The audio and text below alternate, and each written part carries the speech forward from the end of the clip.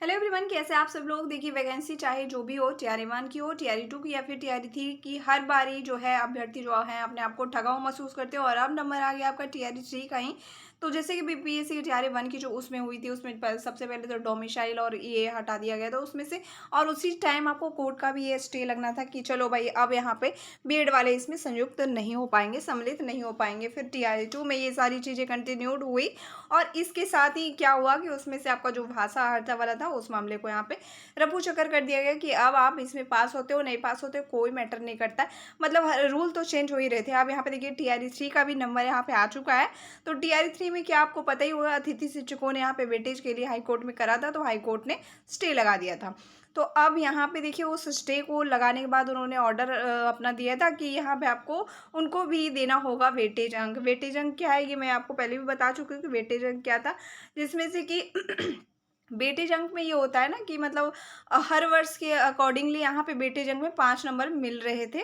जैसे कि जो पिछड़ा और अति पिछड़ा वर्ग के शिक्षक थे ना, उनको वेटेज अंक मिल रहे थे 5 अंक के, एक वर्ष के हिसाब से। और मैक्सिमम आपको 5 वर्ष के हिसाब से 25 अंक देने का यहाँ पे इन लोगों ने रखा है। और इसके साथ ही जब टीआरई 1 का ये मामला था, टीआरई 1 में नियोजित शिक्षकों ने ये कंप्लेन करा था कि भाई हम लोगों को भी वेटेज अंक मिलना चाहिए, जो कि 20 वर्ष से 15 वर्ष से जो कि उसमें कार्यरत थे, लेकिन उन लोगों को कोई वेटेज अंक नहीं दिया गया था। और तब ऐसी केसें भी हुई थी और उसमें ये मामला बिल्कुल दबा हुआ रह गया था। लेकिन अभी जब टीआरई 3 है तो इसमें कुछ नया तो करना ही है। और नया करना है कैसे कि पुराने वाले जो लोग हैं उनको इसमें इंक्लूड कैसे करा जाए। तो ये वही वाला मामला है, यहाँ पे वेटेज अंक दिया जाएगा। और इसको लेकर के देखिए शिक्षा विभाग ने क्या किया, यहाँ पे बिहार लोक सेवा आयोग जो है ना, उनको पत्र यहाँ पे इन्होंने जारी कर दिया है। उनको मतलब एप्लीकेशन दिया है कि आप इसमें अपना कार्यवाही करें और इसको आप संशोधित कर दीजिए।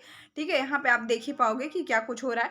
और इसके साथ ही आपको देखने को मिलेगा कि जल्द ही आपको बीपीएससी का जो पोर्टल है वहाँ पे भी आपको ये पत्र देखने को मिल जाएगा। ये पत्र नहीं होगा, उसमें आयोग कह रही होगी कि हम अब मतलब हमारा जो विज्ञापन है उसमें वो सुधार करेगी। क्योंकि यहाँ पे देख लो आप, यहाँ पे लिखा हुआ है कि विज्ञापति अति शीघ्र निकालने की कृपा करेंगे वो लोग इस आशय में। ठीक है, इन सब में अगर नुकसान की बात करेंगे तो सबसे ज़्यादा किसका नुकसान होता है, तो सबसे पहले नुकसान का नंबर आता है कि सबसे ज़्यादा मैक्सिमम जब भी कोई रूल वूल कुछ भी चेंज किया जा रहा है, कुछ भी डोमिसाइल यहाँ पे आपको नहीं लागू करा जा रहा है, तो इस सब में सबसे पहले नुकसान यहाँ पे होता है किसका, तो जनरल मेल जो है उनका सबसे पहले इसमें सबसे बड़ा नुकसान होता है। क्योंकि ऐसा लग रहा है कि उन लोगों के पास इतना अपार धन आ गया है या फिर क्या कुछ हो गया है कि उन लोगों को यहाँ जीने का बिल्कुल भी हक नहीं है, पता नहीं क्या कुछ है।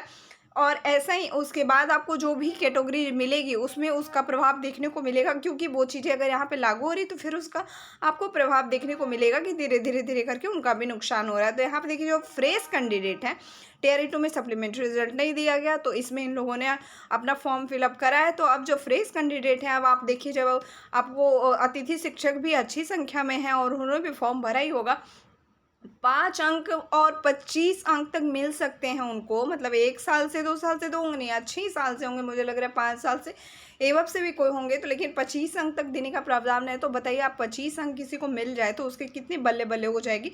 मतलब कि वो तो अब फिर से यही चीज़ें होगी कि जनरल फीमेल का जो सीट है उसमें ये लोग जा करके बैठ जाएंगे। और उसके बाद इनका जो खुद का, अगर कोई ये कैटेगरी में आते हैं तो उनका खुद का ये सीट क्या है, उनका अगले लोगों के लिए उनका क्या रिजर्व बना हुआ रह जाएगा। बाकी ये आपको जनरल वाले सीट में आकर के अपना ले लेंगे।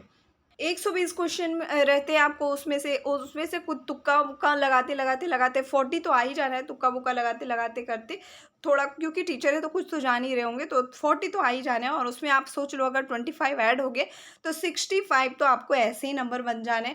और आप देखो कि उनकी कैटेगरी क्या है, इस पर डिपेंड करता है। तो मतलब अगर वो उनकी कैटेगरी अगर SC ST है तब तो उनके लिए बल्ले बल्ले हो जाएगी, क्योंकि ये मार्क्स बहुत मैटर करने वाले हैं। और ये देखिए जो कन्हैया कुमार हैं, आज उनका रिटायरमेंट भी था, तो जाते जाते वो ये पत्र जारी करके गए हैं ताकि इसमें विज्ञापति फिर से जारी हो पाए। तो जो भी हो नुकसान तो आपको झेलना पड़ेगा। अब जहाँ आप रह रहे हो उसका आपको बात तो आपको माननी पड़ेगी कि अब क्या कुछ हो रहा है। और नहीं तो क्योंकि यहाँ पे देखो आप आवाज़ उठाते हो, जब टीआरई 1 टीआरई 2 में लोग आवाज़ उठा रहे थे कि ये चीज़ें नहीं होनी चाहिए, तब कौन कौन से यहाँ पे खेल खेला जा रहा था कि आपके खिलाफ कंप्लेन करा जाएगा कि आप आयोग की छवि के धूमिल कर रहे हो, ऐसी ऐसी बातें हो रही थी। ऐसे-ऐसे करके ये लोग सबको ही मैम मतलब जो भी नौकरी में पहले से ही हैं, उन लोगों को मतलब प वेतन तो मिल ही रहा होगा ना, तो उन लोगों को इनको रखना है, ऐसा लग रहा है। तभी तो यहाँ पे 25 अंक तक देने का प्रावधान इन्होंने कर दिया है, तो बहुत अच्छी बात है। चलिए, जनरल के साथ तो आप हमेशा से खिलवाड़ करते आए हो और फिर से आपने टीआरई 3 में एक और खिलवाड़ कर दिया, और इसके लिए सबको थैंक यू बोलना चाहिए उन लोगों को जो इतना इतना अच्छे-अच्छे काम कर लेते हैं। थैंक्स फॉर वॉचिंग, और मिलते हैं हम नए वीडियो में। आपका इस पे क्या राय है ज़रूर कमेंट करें।